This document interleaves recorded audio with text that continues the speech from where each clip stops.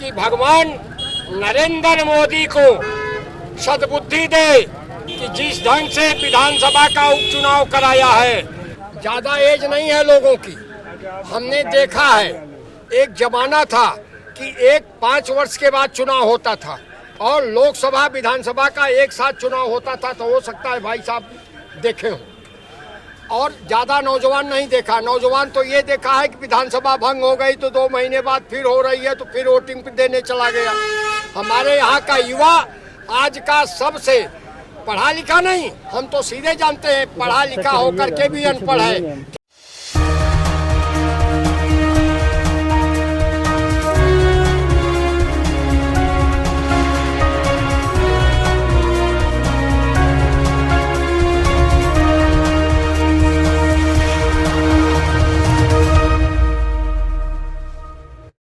सुबह से ही आज राजधानी लखनऊ में बारिश का मौसम है, लेकिन कल उपचुनाव में बीजेपी के हार के बाद में यहाँ का जो राजनीतिक माहौल है वो गरमाया हुआ है। वो इसलिए नहीं कि सिर्फ बीजेपी ने घोसी सीट को हारा है, बल्कि इसके अलावा 3 सीटों पर और बीजेपी को हार का सामना करना पड़ा है। लेकिन ये भी कहा जा रहा है कि जब भी उपचुनाव में बीजेपी हारती है तो विपक्ष को वो करारी मात देती है। इसी मुद्दे के साथ आज हम जनता के बीच आए हैं उनकी राय को जानने के लिए। जिस तरह से बीजेपी कल 4 सीटों पर चुनाव हारी है 6 राज्यों में, तो कहा जा रहा है कि बीजेपी अब इसका बदला अपने धोबी पछाड़ से लेगी। क्या राय है आपकी? मैंने सबसे बड़ी चीज तो हम आज तक बीजेपी का धोबी पछाड़ दाव तो देखा नहीं, मैंने कभी सुना नहीं। रह गया सवाल कि आपने बहुत अच्छा, हम समझते हैं कि भारत की डिक्शनरी को बड़ा मेहनत करके आपने खंगाला है कि ये जो दाव धोबी पाठ वाला आपने जिक्र किया है, वो मैं अगर उस दाव के प्रति अगर सरकार और यानी मोदी जी के बारे में, तो मैं आपका एनालिसिस पर आपका शुक्रगुजार हूं और साथ साथ बधाई भी आपको। ये हम नहीं कह रहे हैं, अब तक के आंकड़े बता रहे हैं कि जब भी बीजेपी उपचुनाव हारी है तो उसके बाद उसने जोरदार कमबैक किया है। सवाल ये है कि हमको एक बात समझ में नहीं आती कि हारी है, ये गंभीर सवाल है। क्यों हारी है, ये भी गंभीर सवाल है। आप हारने के लिए इसने क्या किया है, ये भी गंभीर सवाल है। अब रह गया सवाल कि अभी भी एक यहां लाइन सामने मेरी लकीर आ रही है। एक ने कहा कि साहब सबका साथ हो गया, दूसरे ने कहा कि साहब सबका विकास भी हुआ है। आप प्रधानमंत्री ने 19 के चुनाव के पूर्व संध्या पर रिजल्ट आने के बाद अपने कार्यकर्ताओं को दिल्ली में संबोधित करते हुए कहा कि अब तक तो हमारा ये नारा था कि सबका साथ है सबका भी विकास, लेकिन मैं अब एक लाइन जोड़ने का समय आ गया है। भाई हुआ कि अब कौन लाइन जोड़ेगी, तो उन्होंने कहा कि पूरा देश का समर्थन भी मेरे साथ है, विश्वास भी मेरे साथ है। तो जब विकास आपने किया है, जब आपने विश्वास को जीता है, तो जब सब काम आपने कर दिया है, तो सरकार से मेरा एक सवाल है कि भारत का प्रधानमंत्री नगर निगम के मेंबरों का प्रचार करने क्यों चले जाते हैं? विकास तो हो ही गया, सबका साथ भी हो गया, जो उन्होंने कहा वो कर दिखाया, तो आखिर प्रधानमंत्री विश्व के इतिहास में, पूरे विश्व का इतिहास खंगाल डालिए, कोई भी प्रधानमंत्री निचली सतही को पैर से नहीं छूता, लेकिन हमारा प्रधानमंत्री नगर निगम का सभासद तक प्रचार करता है और दूसरी तरफ ये कहता है कि साहब सबका विकास है, सबका साथ है और सबका विश्वास है। तो हम सवाल पूछते हैं कि आखिर घोसी में सारे मुख्यमंत्री, सारे भारत सरकार के कैबिनेट मंत्री, सारे इसके सांसद, सारे इसके विधायक, जब विश्वास था ही विकास था, तो ये कैसे वहां पहुंच गए? आखिर इनकी वहां क्या जरूरत थी? तब तो आम जनता ने सर्वसम्मत से जो है बीजेपी को वोट कर दिया होता और बीजेपी चुनाव जीत जाती। तभी इसको इतना उलट पलट करने की। और देखिए, भाजपा हाथी के जबड़े के समान है। हाथी के मुंह में दांत जो दो सामने दिखाई देते हैं, उससे हाथी चारा नहीं खाती। चारा उसके जबड़े में जो दांत होता है उससे खाती है। अब रह गया सवाल कि अभी तो ये अंगड़ाई है। अच्छा, 4 सीटों पर जो विपक्ष को जीत मिली है उसको आप अंगड़ाई बता रहे हैं और आगे 2024 में पूरा पलटा लेना अभी बाकी है। तीन स्टेट सर पर हैं। यहां भी सेमी फाइनल इसके सारे मुख्यमंत्री मान रहे थे। असली सेमी फाइनल ये 3-4 स्टेट है। अब तीनों चारों स्टेट में लड़ाई जंग होनी है इंडिया बनाम एनडीए का। आप सबका साथ है, सबका विश्वास है, सबका विकास है। लेकिन एक बात मैं आपके चैनल से जरूर निवेदन करूंगा प्रधानमंत्री जी से कि जरा इस नारे को आप संशोधित कर लीजिए। या तो नारा पर अमल कर लीजिए, या तो जो आपका पॉलिटिकल जो थीसिस करने वाली टीम है उससे जरा आप डिस्कशन कर लीजिए। अगर नहीं तो आप मुगालते में मत रहिए। 2 महीने के बाद आप सड़क पर विनोद राय जैसी सड़क पर सामान्य रूप से खड़ा होंगे। घोड़ा से जो ही उतरेंगे तो सारा जंग का जितने धरातल आपके पैर के नीचे है ये कुछ नहीं बचेगा। अब बस वही बचेगा कि 2 आरजू में कट गए और 2 इंतजार किए। जिस तरह से घोषी में हारने के बाद में और 6 राज्यों में और जो सीटें उन्होंने हारी है उपचुनाव में, उसके बाद ये कहा जा रहा है कि बीजेपी अब 2024 में फिर से धोबी पछाड़ मारेगी। 2024 तो दूर है, अभी समय है 2024 में। अभी तो ये एक छोटी सी अंगड़ाई की बात आई है, ये छोटी सी अंगड़ाई की बात आई है। लेकिन मैं साफ फिर भी कह रहा हूं कि भगवान नरेंद्र मोदी को सद्बुद्धि दे कि जिस ढंग से विधानसभा का उपचुनाव कराया है इसी ढंग से लोकसभा का चुनाव कराएगा तब तो ठीक है, नहीं तो हम लोगों को सोचना पड़ेगा, बड़ा लंबा सोचना पड़ेगा। एक 1 नेशन 1 इलेक्शन की बात वो कह रहे हैं, तो आपको लग रहा है कि धोबी पछाड़ का जो दांव है यही है? अब आप सुनिए, ज्यादा एज नहीं है लोगों की। हमने देखा है एक जमाना था कि 5 वर्ष के बाद चुनाव होता था और लोकसभा विधानसभा का एक साथ चुनाव होता था। तो हो सकता है भाई साहब देखे हो, और ज्यादा नौजवान नहीं देखा। नौजवान तो ये देखा है कि विधानसभा भंग हो गई तो 2 महीने बाद फिर हो रही है तो फिर वोटिंग देने चला गया। हमारे यहाँ का युवा आज का सबसे पढ़ा लिखा नहीं, हम तो सीधे जानते हैं पढ़ा लिखा होकर के भी अनपढ़ है।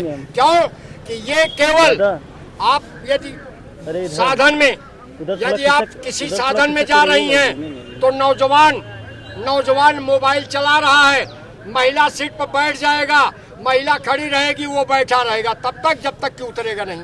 या तो उसको शर्मिंदा करो तब वो खड़ा होगा, ऐसे नहीं खड़ा होगा। हमारे देश की बड़ी दुर्दशा है, तब थी अब भी आगे भी होगी। अच्छे दिन नहीं है, अच्छे दिन। आप बताएं, आप क्या कहना चाहेंगे? धोबी पछाड़ पे क्या कहेंगे? 2024 में फिर से बीजेपी धोबी पछाड़ करने वाली। हमने तो शुरुआत भी कर दी धोबी पछाड़ की, उधर हिमाचल प्रदेश में, उसके कर्नाटका, और जब हमने गठबंधन में आए तो चाहे 1 सीट की धोबी पछाड़ हमने शुरू कर दी। अब मोदी क्या कर पाएगा ये हमें नहीं मालूम। हमने पछाड़ शुरू कर दी है। 5 राज्यों में चुनाव भी हैं और अगले साल 2-3 राज्यों में, टोटल 8 राज्यों में चुनाव भी है ना। हमने तो धोबी पछाड़ शुरू कर दी है। अब रही बात, मैं सबसे पहले घोसी की जनता को मुबारक दूंगा, कांग्रेस को मुबारक दूंगा जिसने बड़ा दिल दिखाते हुए समाजवादी पार्टी को समर्थन दिया और एक मजबूत गठबंधन की हमने शुरुआत की।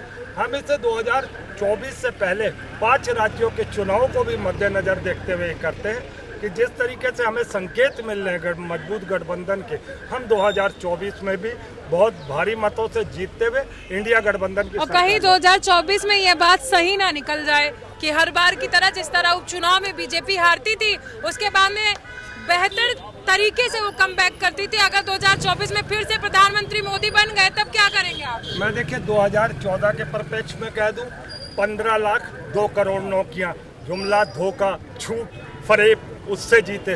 दूसरा जीते 42 जवानों की शहादत से। अगर सतपाल मलिक ने ये बात पहले खोल दी होती तो 5 जहाज भेज के 42 जवानों की जान बचाई जा सकती थी। पाकिस्तान में हमें सर्जिकल स्ट्राइक भी ना करना पड़ता। आप ये देखिए कि दोनों बार इसने इसी तरीके का छल करते हुए 15 लाख 2 करोड़ नौकरियां और यहाँ जवानों की हत्या। बेशर्मी की हद तो देखिए, अभी कुछ दिन पूर्व ही प्रधानमंत्री ने कहा था मुट्ठी में लेके सेल्फी लो और हम देश में जो शहीद हुए हैं उनकी शहादत पे उनको सलाम करेंगे। कितना शर्मनाक बयान है प्रधानमंत्री का। कब तक फौज का इस्तेमाल करते रहोगे अपनी सत्ता के लिए? कब तक हिंदू मुस्लिम जिन्ना पाकिस्तान करते रहोगे? क्यों नहीं बात करते महंगाई पे, शिक्षा पे, रोजगार पे, नौकरियों पे, महंगाई पे?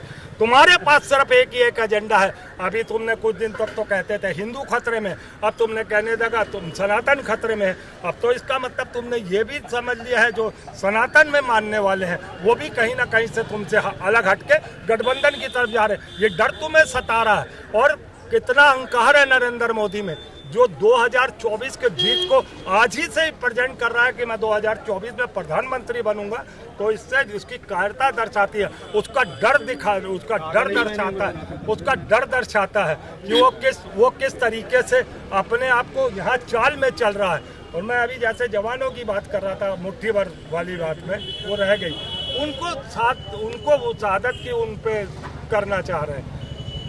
आपसे जानना चाहेंगे कि जिस तरह से अभी तक देखा गया है 2014-2019 में जब भी बीजेपी की उपचुनाव में हार हुई है उसके बाद बीजेपी ने जोरदार तरीके से कमबैक किया है, तो आपके हिसाब से 2024 में फिर से बीजेपी कमबैक करने वाली है? फिर से कमबैक करेगी और फिर हम जीतेंगे चुनाव। और लोकसभा की हम लोग 72 से 73 सीटें फिर जीतेंगे।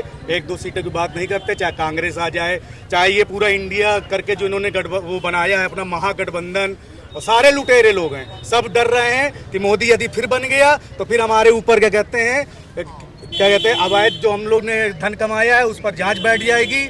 और ज़्यादा दूर न जाइए, आज हमारे प्रधानमंत्री जी इतनी बड़ी चीज़ जो G20 हो रहा है हमारे देश में, ये आज तक भारत में कभी नहीं हुआ और शायद हो भी नहीं पाता। जितना अच्छी छवि मोदी जी ने पूरे राष्ट्र की क्या कहते हैं भारत की विश्व पटल में बना दिया, हमें तो लग रहा है आगे चल के सोने की चिड़िया फिर से कहलाएगा हमारा भारत। जिस तरह से कहा जा रहा है, सुनिए, जिस तरह से कहा जा रहा है, विपक्ष बार बार ये कह रहा है कि मोदी का ये जो दांव है भारत और इंडिया वर्सेस वाला, ये 2024 में इनको पटकनी देने के लिए तैयार है, तो आप क्या कहेंगे? ऐसा कुछ नहीं है। देखिए, पहले हम लोग चाहे विदेश हो तो वहाँ पे लोग इंडियन नहीं, हम लोग भारत के ही लोग कहलाए जाते हैं और पहले भारत शब्द की ही उत्पत्ति हुई है।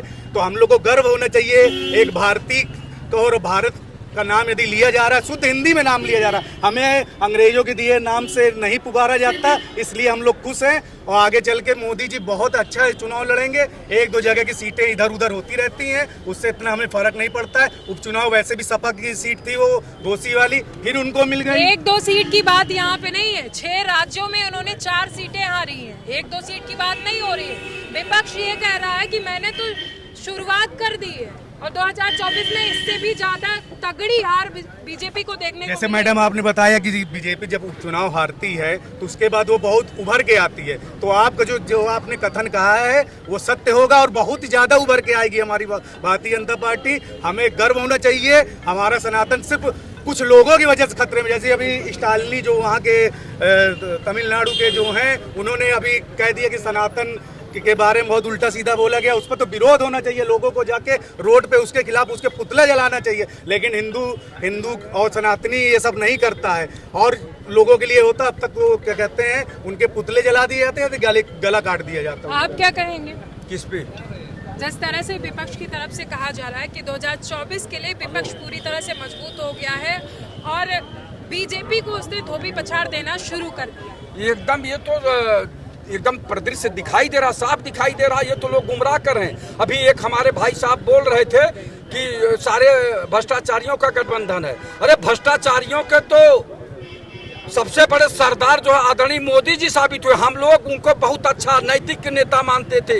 हम लोगों ने सोचा ये ईमानदार नेता है, देश में परिवर्तन करेगा। ये भ्रष्टाचारियों को अपने दल में मिलाकर उप मुख्यमंत्री तक बना रहे हैं। 3 दिन पहले गिनाते हैं कि अजीत पवार के ऊपर 100 करोड़ से ज्यादा का भ्रष्टाचार है, और मध्य प्रदेश में इन नेताओं के ऊपर है, पश्चिम बंगाल में, उत्तर प्रदेश में भी कुछ नेताओं के ऊपर लगाए थे, और न किसी को जेल भेजे, न किसी की संपत्ति जब्त की, यहाँ तक कि उप मुख्यमंत्री से नवाज रहे हैं। कहाँ भ्रष्टाचार समाप्त हो रहा है? तो दोहरा चरित्र आदरणीय मोदी जी का हम लोग जान चुके हैं, जनता जान चुकी, उब चुकी है। दूसरी बात, 2014 और 19 का चुनाव था, हम लोग विश्वास किए थे कि अब की बार मोदी सरकार, फिर दूसरी बार फिर से मोदी सरकार, अब कह रहे हैं तीसरी बार मोदी सरकार, कल कहेंगे चौथी बार मोदी सरकार, परसों कहेंगे 5वीं बार मोदी सरकार। हम मोदी सरकार बनाने के लिए तैयार है, लेकिन नैतिकता के बल पर काम तो करिए सही। बेरोजगारी समाप्त करिए, भ्रष्टाचार समाप्त करिए, विदेशों में जमा काला धन वापस लाइए, उस पर नहीं। क्या है?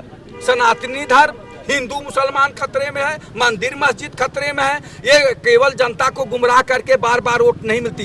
काट की हाड़ी एक बार चलती है, बड़े मुश्किल से 2 बार चलती है। 10 साल का समय आपको कम नहीं दिया जनता ने। जनता ने आपको परख लिया कि मोदी जी आप हकीकत में हैं क्या। आपको हम लोग तो देवता समान मान रहे थे, और आप क्या किए हैं? समाज में इतनी कुरीतियां पैदा कर दिए। एक बार तो कोरोना काल ऐसा ले आए और इतना दहशत पैदा कर दिया, मोदी जी कोरोना काल दहशत में मर गए। अरे भैया, इतना दहशत ही प्रचार कर दिए कि बेंच पे बैठोगे तो 3 दिन तक अगर वो उस बेंच पे बैठ गए तो तुम्हारा कोरोना हो जाएगा। ये लोग बता गए, इतना दहशत पैदा कर दिया कि एक माँ अपने बेटे की लाश को नहीं देख पाई, एक बेटा अपनी माँ को लाश कर, तो अपने परिवार में दुराव कर दिया, तो समाज में दुराव कर रहे हैं ये लोग हिंदू मुस्लिम करके। इन्हें तो अब ऐसा जवाब देंगे हिंदुस्तान के लोग, भारतीय जनता यहाँ इनकी विदाई तय है। अगर ये सही काम किए होते, जो उन्होंने घोषणा किया था कि मैं भ्रष्टाचार समाप्त करूंगा, बेरोजगारी समाप्त करूंगा, इस पे कोई अमल नहीं हुआ। और ये क्या बोलेंगे मोदी जी? मोदी जी को तो हम लोग देवता समान मान रहे थे। हम लोग पूर्ण बहुमत नहीं, प्रचंड बहुमत की सरकार दी, लेकिन इन्होंने क्या ऐसा किया अभी तक देश में कि हम लोग उनको 13, 14, 5वीं बार जिताएं। तो अब जिताने वाली नहीं, भोली जनता समझ गई ये तो बहुत बड़ा बाड़ी का सौदागर है, बहुत बड़ा जादूगर है, बाड़ी का जादूगर। तो ये इनकी जादूगरी को जनता भाग चुकी है। वो डमरू लेके आए कि मैं ऐसे नहीं आया हूँ, मुझे गंगा मैया ने बुलाया है। खूब नाटक नौटंकी के, नाटक नौटंकी से देश नहीं चलता, देश संविधान से चलता। आप बताइए कि जिस तरह से इनका कहना है कि मोदी जी कोरोना काल को लाए, मोदी जो है वो बेरोजगारी देश में लेकर आए, तो आपकी राय क्या है? मैं बेरोजगारी बोलना चाहूँगा बेसिकली कि बेरोजगार वो है, हम लोग कहते हैं बेरोजगारी बढ़ गई है। आपको 2 दूना 4 आता नहीं है और आपको नौकरी चाहिए कि मुझे अधिकारी बनना है। मैं इस बात पे बोलना चाहूँगा, अगर आपको 2 की टेबल आती नहीं है, आप कहते मोदी जी बेरोजगार कर दिया, आप वैकेंसी निकाल रहे हैं, मैंने फॉर्म फिल किया और आप एग्ज़ाम निकाल नहीं पाए और बोलते हैं कि मैं बेरोज़गार हूँ, तो मैं इस बात से बिल्कुल सहमत नहीं हूँ। मैं भी बेरोज़गार हूँ, पर मैं अपने लिए पढ़ता हूँ और मैं जाता हूँ, उसके लिए काम करता हूँ। और मैं कई बार, अभी मैं रिसेंटली जॉब ज्वाइन की है मैंने उत्तर प्रदेश पुलिस की, तो मैं इसलिए परेशान रहता हूँ कि जो बंदे मेरे एज के हैं, मैं 23 साल का हूँ, अभी मैंने दरोगा की भर्ती निकाली, मैं रिसेंटली अभी आया था लखनऊ कुछ काम से, तो मैं सुन रहा था कब से, मैं बनारस का हूँ बेसिकली, मैं बनारस से हूँ, तो इस बात से मैं सहमत ही नहीं हूँ कि बेरोजगारी मोदी जी ला रहे हैं। बेरोजगारी बंदे खुद ला रहे हैं, आप पढ़ नहीं रहे हो, आप कुछ कर नहीं रहे हो। आपके सवालों का जवाब मैं जी, जब ये PWD का ठेका होता है, ये सड़क बनती है, तो पढ़े लिखे लोगों की भी जरूरत पड़ती है, गैर पढ़े लिखे लोगों की भी जरूरत पड़ती है। मिट्टी जो उस पर फेंकता है, जो लेबर काम करता है, उसकी एजुकेशन की ज़रूरत नहीं होती, ऐसा मैं मानता हूँ। ऐसा होता है ना, जब PWD में मेट नियुक्त है तो ठेका क्यों दिया जाता है? JEI नियुक्त है, क्या बंद कमरे में बैठ करके, एयर कंडीशन में बैठ करके सड़क बनाएगा वो? धूप में आकर क्यों नहीं करता? इससे पहले भी जब कांग्रेस की सरकार थी, तब भी तो PWD सड़क बनाता था, तब लोग क्यों नहीं कहते थे कि यहाँ गड्ढे हैं? मैडम मैं बता रहा हूँ, मैं तब उसका भी सवाल आप जान लीजिए ना। 17,000 की सड़क को 250 करोड़ में नहीं बनती थी, तब बनी थी क्या? है कोई आंकड़ा किसी के पास? बता दे, बच्चा पढ़ने की बात है, पढ़ाई और शिक्षा के बारे में बात करेंगे, वो बाद में बात करेंगे। अगर मैं ये कहता हूँ कि एक पियून की नौकरी, एक चौकीदार की नौकरी कक्षा 8 और कक्षा 5 की निकाली जाती है, तो उस पर PhD हाई स्कूल इंटर वाले को क्यों भर्ती कर ली जाती है? उसमें कौन से एजुकेशन की जरूरत है? जब आप कक्षा 5 लिखे हैं, कक्षा 8 लिखे हैं, तो उसमें PhD वाले क्यों भर्ती कर लेते हैं? क्या PhD की जो नौकरी योग्यता है उसकी वाली नौकरी कक्षा 5 वाले को मिलनी चाहिए? इसके मतलब ये बच्चे का इंटरप्रिटेशन गलत है, इसको समझना चाहिए। इनकी बात पे क्या कहें? मैं इनकी बात से भैया थोड़ा पीछे हो जाओ। जी, आपसे जानना चाहेंगे कि अभी हम बात कर रहे थे मोदी सरकार के 2024 में कमबैक की, क्या कहें? सर देखिए, सबसे पहले तो मैं एक शेर मतलब अर्ज करूंगा, बेसन चाहे जितना खूबसूरत हो, गरम गरम पकौड़े छनेंगे, और दुनिया चाहे जितनी ताकत लगा ले, 2024 में राहुल गांधी देश के प्रधानमंत्री बनेंगे। महाभारत में भी कहा गया है कि परिवर्तन संसार का नियम है। हर तरफ महंगाई, बेरोजगारी से मतलब क्या कहते हैं, आम आदमी मतलब पिस चुका है। यदि आपकी जेब में इस समय प्रेजेंट टाइम 200 रुपए है तो आप सब्जी नहीं खा सकती। सरकारें कह रही कि उत्तर प्रदेश को स्मार्ट सिटी बनाएंगे। आप यही मवैया पुल आलमबाग के पास पर चले जाइए, 20-30 गड्ढे आपको मिल जाएंगे। उसमें देखिए कितना, कोई टोटा लेके घूम रहा है, कोई कार लेके घूम रहा है, किसी को वो गड्ढे नहीं मतलब नजर आते। मैं आपके चैनल के माध्यम से ये मैसेज देना चाहता हूँ कि सरकार बेरोजगारी, महंगाई, ये सब तो कुछ कम नहीं कर रही। 9 साल में उन्होंने केवल एक ही काम, सराहनीय काम किया, जो कोरोना वैक्सीन फ्री की, और कुछ नहीं किया। सरकार ने अभी 200 रुपए सिलेंडर कम कर दिए। क्या इसके पहले 9 साल में भैया दूज नहीं आया, रक्षाबंधन नहीं आया? सरकार को क्या बहनों का ख्याल नहीं आया? इस बार परिवर्तन होगा, और मेरी अपनी पब्लिक ओपिनियन है कि कांग्रेस पूर्ण बहुमत से सरकार बनाएगी। आप लोगों से जानना चाहेंगे कि 4 सीटों पर बीजेपी हार चुकी है उपचुनाव में, तो क्या जनता ने उनको आईना दिखा दिया? बिल्कुल ऐसा ही है, बिल्कुल आईना दिखाया, दिखाना भी पड़ेगा पब्लिक को। जनता बिल्कुल आईना दिखाएगी। आप क्या कहें? मैं ये कहना चाह रहा हूँ कि अगर ये कह रहे थे बेरोजगारी नहीं, यहाँ शिक्षा नहीं है, तो यहाँ वाले झोला उठा के बिहार क्यों गए थे नौकरी लेने?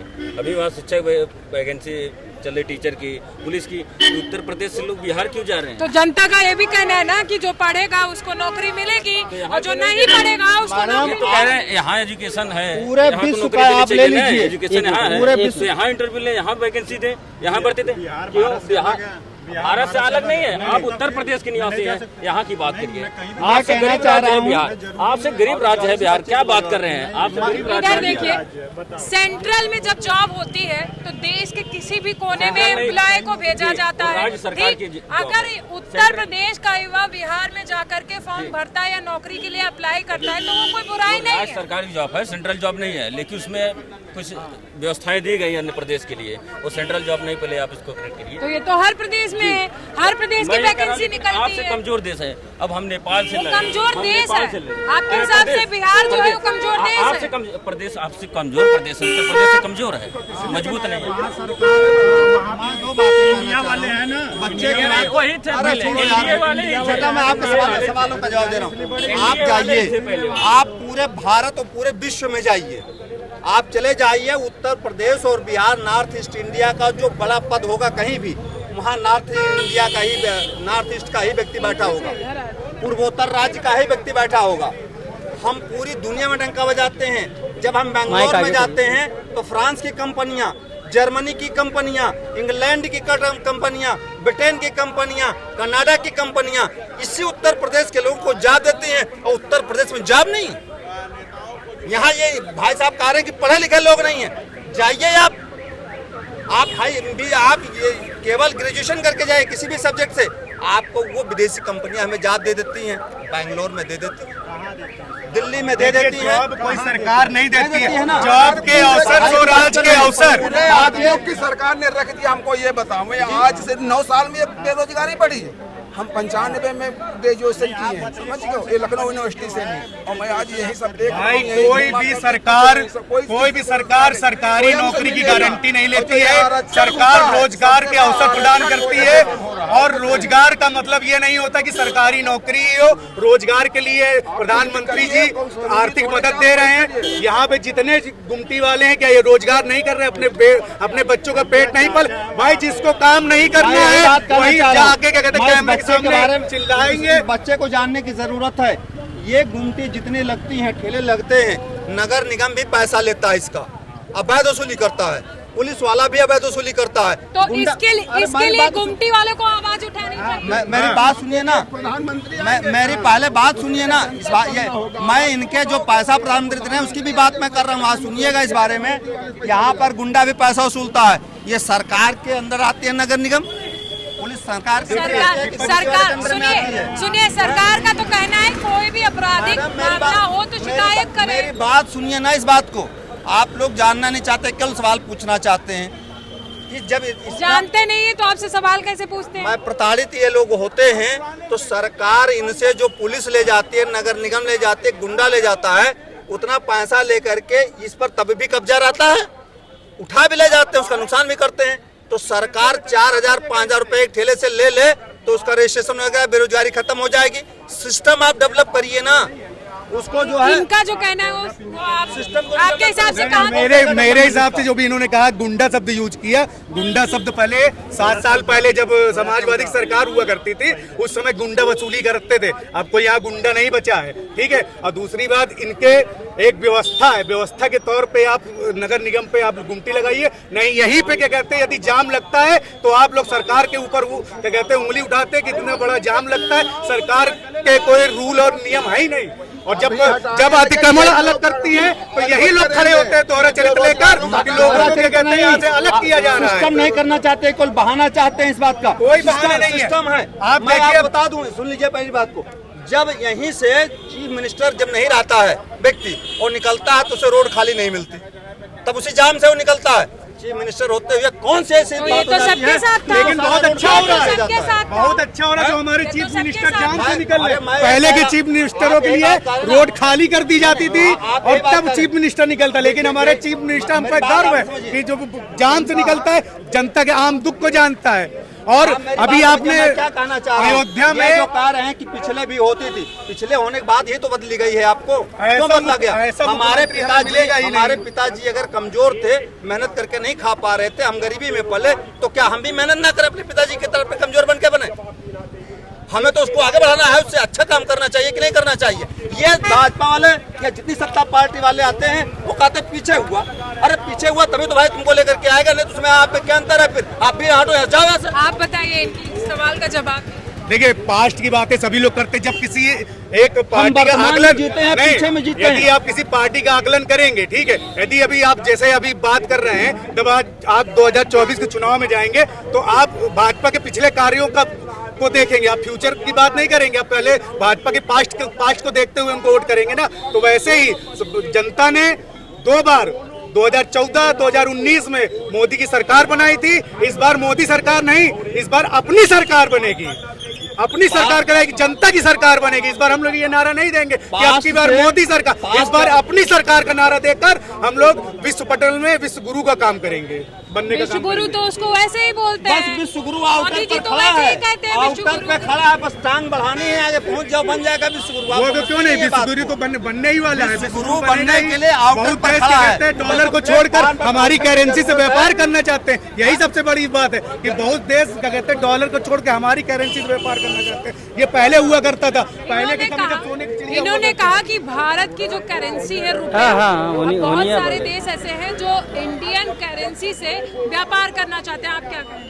58 रुपए का डॉलर जो करेंसीज के बाद में करें वो 86 रुपए तक पहुंच गई है। किस आधार पर ये बात कर रहे हैं? और दूसरा ये बात अभी बोल रहे थे भाई साहब कि विश्व गुरु है, रशिया का राष्ट्रपति नहीं आया है, जिनपिंग जो जिसके लिए लाल कारपेट और झूला लगाया हुआ था, कहाँ है वो झूला? किसके साथ झूला झूलेगा वो? तो दिल के अरमान तो देखिए, जिनपिंग भाई जो चीन के जो जिनपिंग है ना, ये हमारे जो कांग्रेस के बहुत ही क्या कहते हैं बड़े लीडर जो कहलाते हैं राहुल गांधी, जिनको अभी शायद एक उनका केस वापस हुआ है, ये चीन को हरदम बढ़ावा देते हैं। नेहरू जी क्या कहते हैं, जब नेहरू जी प्रधानमंत्री हुआ करते थे तो क्या कहते हैं चीन ने भारत पे हमला किया, हमला करने के बाद जितनी जमीन पर कब्जा कर लिया था उतनी जमीन को नेहरू जी ने हंसते हुए एक पेपर में लिख दिया कि ठीक है ये जमीन आपकी है। हमने बहुत जमीन क्या कहते हैं खो दी। हमने इंदिरा गांधी ने क्या कहते हैं श्रीलंका के नीचे एक टापू है, उस टापू को क्या कहते हैं सिर्फ गिफ्ट में दे दिया। ये लोग गिफ्ट में देते चले आए, हमारे भारत सरकार का खंडन करते चले आए। कांग्रेस सरकार में ही कांग्रेस की ही देन थी कि पाकिस्तान अलग हुआ, कांग्रेस की ही देन थी बांग्लादेश हमसे अलग हुआ। और देखिएगा यही यदि कांग्रेस बनती है तो केरल हमारा क्या कहते हैं बहुत उधर जाके, क्योंकि वहाँ हिंदू धर्म खत्म होता जा रहा है और ईसाई धर्म सबसे बड़ा। जिन सज्जन को जो सुन लिए, जितना लड़ाई का मुद्दा था सब तो कांग्रेस देके गई है। अरे हमको सामने नहीं आना मैडम, चुनाव एक तरफा है, बता दीजिएगा।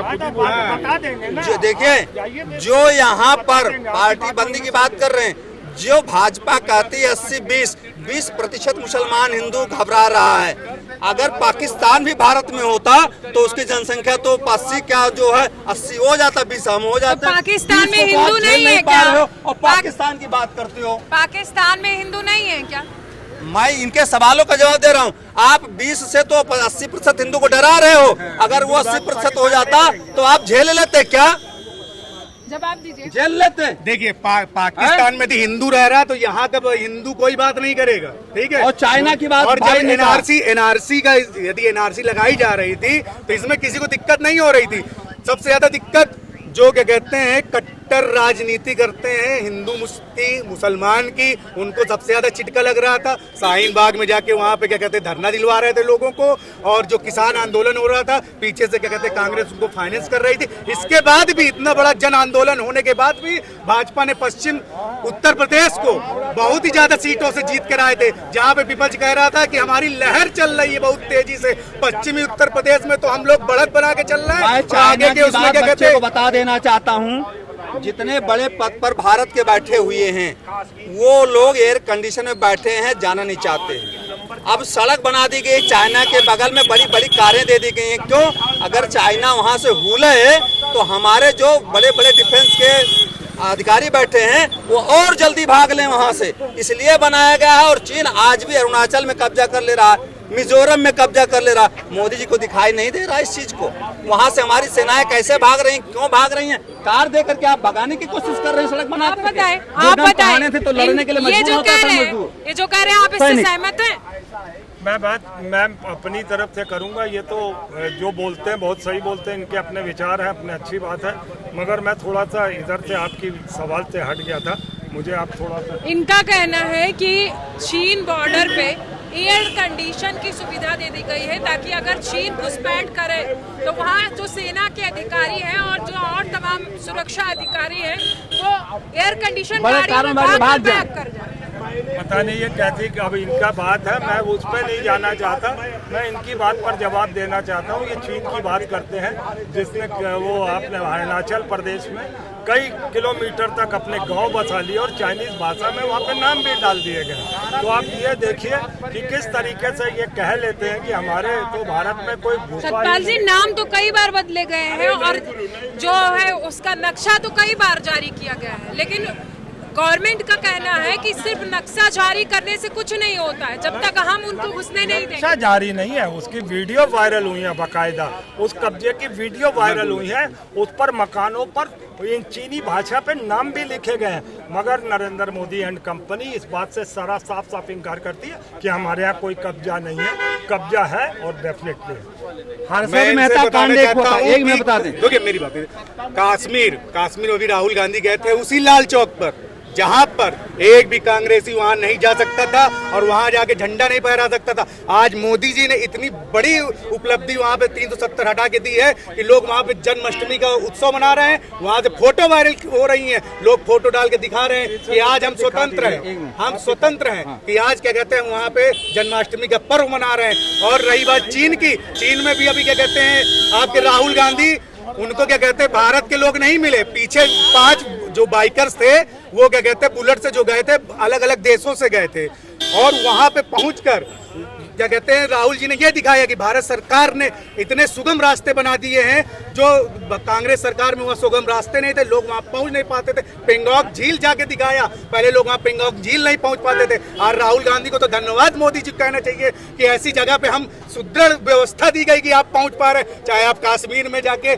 बर्फ के गोले बना बना के फेंक रहे हैं एक दूसरे के ऊपर, और ये सब किसने दिया? मोदी जी है तो मुमकिन है। डॉक्टर श्यामा प्रसाद मुखर्जी सर्वप्रथम लाल चौक पर झंडा फहराए थे। बता दें श्यामा प्रसाद मुखर्जी पैदा कब हुए थे और कब गए थे, तब नरेंद्र मोदी थे कि नहीं थे सत्ता में, बताएं। केसन पारिक, हर्षद मेहता घोटाला हुआ, सबसे बड़ा घोटाला शेयर मार्केट में आया सेबी का, किस सरकार में हुआ था? माननीय अटल बिहारी वाजपेयी की सरकार थी। इतना बड़े बड़े घोटाले गुजराती थे, केतन पारिक और हर्षद मेहता क्या जवाब देंगे? ये आज भी घोटाले पे घोटाला। भारत में जितना जो है बीजेपी शासित प्रदेश है, सारे बड़े ठेके गुजरातियों को मिल रहे हैं। क्या उत्तर प्रदेश में ठेके लेने वाले है ही नहीं है? उत्तर प्रदेश की जनता भुखमरी के कगार पर चली जाए, केवल वही गुजराती 4-5 लोग हैं जो चलाते रहेंगे पूरे देश को? ऐसा नहीं हो सकता। अब की बार जिनको भगा देना है किसी प्रकार से और अमूल का बहिष्कार करना। देखिए, इनकी बात भी आपने सुन लिया। 370 में का बहिष्कार करेंगे, मदर इंडिया जो विदेश का वो है उसका वो करेंगे। बेटा एक मिनट, 370 आज डस्टबिन में है, वो अभी तक कहीं कुछ उस पर पालन नहीं हुआ है। दूसरा आप बता दें, आप जिस 370 की बात करते हैं, जिस तिरंगे की बात करते हैं ना, मैं 2024 में नरेंद्र मोदी के लिए जनता से अपील करूंगा कि 2024 में एक बार फिर से प्रधानमंत्री बना दिया जाए। क्या वहां पर पंडित स्थापित हो पाएंगे? क्या पंडित अपने घर वापस जा पाएंगे? क्या वहाँ पर तो कराइए ना? आप जब चुनाव आने लगता है जब पंडित भगाएंगे तो पंडित अटल बिहारी वाजपेयी तरफ से दावा करता हूँ, मैं पूरे हिंदुस्तान में कहूंगा कि 2024 में नरेंद्र मोदी पंडित अटल बिहारी वाजपेयी की सरकार थी। पंडित को बसा दें, स्थापित कर दें, वहाँ सुख शांति बहाल कर दें, वह फौजें हटा दी जाए। आखिरी सवाल इनसे है कि इनका कहना है कि पंडित को कश्मीर में बसा दें और सुख शांति बहाल कर दे तो समझ जाए कि मोदी सरकार ताकतवर है। भाई हमने तो ऐसा माहौल बना दिया है कि वहाँ पे जाके क्या कहते हैं, अपने ही क्या कहते हैं भारत के अलग अलग राज्यों के लोग जाकर कश्मीर में जाकर मीलें बना रहे हैं। 1-2 मीलें लग भी चुकी हैं, आप देखिएगा। और इसके बाद कश्मीर में वो व्यवस्था दी जा रही है, क्योंकि 370 अभी लागू किया गया है, वहाँ पे सुदृढ़ व्यवस्थाएं की जा रही है। अभी पहली फोटो आई है, जन्माष्टमी का पर्व इतनी अच्छी से मनाया गया है कि वहाँ पे फोटो डाली जा रही है। और इसके बाद बराबर अभी लाल चौक में झंडा फहराया गया है और कश्मीर में जाके कश्मीर पंडितों को बसाया भी जाएगा।